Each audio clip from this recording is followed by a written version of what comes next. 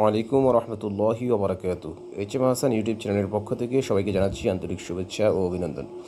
প্রিয় শিক্ষার্থীবৃন্দ, আমরা আজকে এসএমের আলামত সম্পর্কে আলোচনা করব। এসএম আরবি ব্যাকরণের অত্যন্ত গুরুত্বপূর্ণ বিষয়। এই এসএম চেনার জন্য কিছু আলামত রয়েছে। এখানে 12টি আলামত দেওয়া আছে। আমরা এগুলো একটু বিস্তারিত আলোচনা করব। তো চলুন শুরু করি। এসএমের আলামত। এসএম চেনার কতগুলো আলামত রয়েছে, সেগুলো প্রথমটি হচ্ছে কোনো কিছুর নাম হওয়া, শব্দটি আলম হওয়া, অর্থাৎ শব্দটি একটি নাম হওয়া।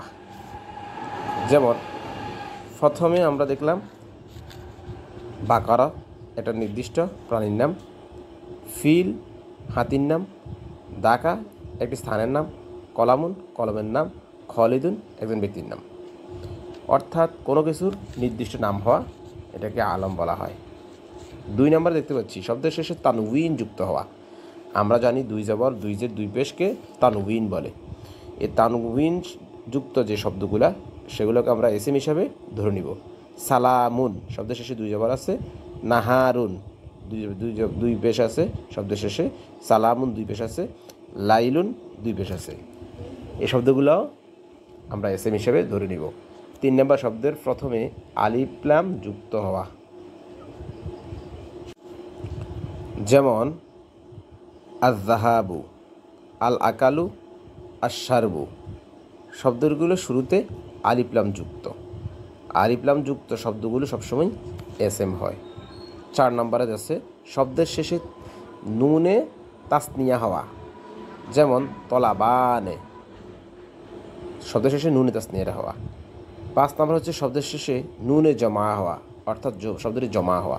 যেমন মুসলিমুনা। এরপরে শব্দটি 6 নম্বরে আছে জমা মুকাসসার হওয়া শব্দটি। যেমন তুল্লাবুন। জমা মুকাসসার কোনটা?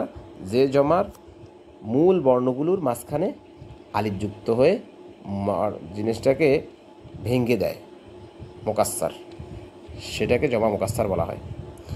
আচ্ছা, এরপরে 7 নম্বর হচ্ছে মুযাফ হওয়া শব্দটি মুযাফ হতে হবে। যেমন শারুল রসি, শারুর রসি।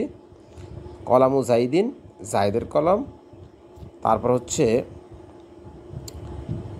সাকফুল বাইতি, সাকফুল বাইতি।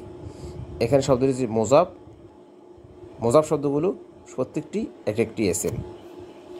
এখানে শারু, এখানে হচ্ছে কলামু, এখানে হচ্ছে সাকফু। এই 3টি শব্দই এসএম, যেহেতু সবগুলো শব্দ, এই 3টে শব্দই মুযাফ। 8 নাম্বার শব্দটি মাউসুফ হওয়া। যেমন আলিমুন মাশহুরুন, মাউসুফ। আলিমুন শব্দটি এটা হচ্ছে এখানে মাউসুফ। মাসজিদুন কাবীরুন, এখানে মাসজিদুন শব্দটি মাউসুফ। এই 2টা শব্দই এখানে এসএম হয়েছে। 9 নম্বর শব্দের শেষে ইয়ায়ে নিসবাতি যুক্ত হওয়া, অর্থাৎ যেমন মাসউদিয়ুন, বাংলাদেশিয়ুন, মাক্কিয়ুন, মাদানিয়ুন। শব্দের শেষে ইয়ায়ে নিসবাতি যুক্ত হওয়া। 10 নম্বরে থাকছে শব্দটি তাসগীর এর ওজনে আসা, অর্থাৎ ফুআইলুন, ফুআইলুন, ফুআইলুন এর ওজনে আসা। যেমন ফুআইলুন এর ওজনে উবাইদুন, ফুআইলুন এর ওজনে দুরাইহিমুন, ফুআইলুন এর ওজনে উসাইফিরুন। এরপরে 11 নম্বর আসছে শব্দের শেষে তানিস এর গোলতা হওয়া, তানিসের গোলতা, যেমন সাজারাতুন ইত্যাদি। 12 নম্বর থাকছে জমির হওয়া। শব্দটি যদি জমির হয়, আমরা জানি জমিরগুলো হুয়া হুমা হুম, হিয়া হুমা হুন্না, আনতা আনতুমা আনতুম, আনতি আনতুমা আনতুন্না, আনা নাহনু, কাক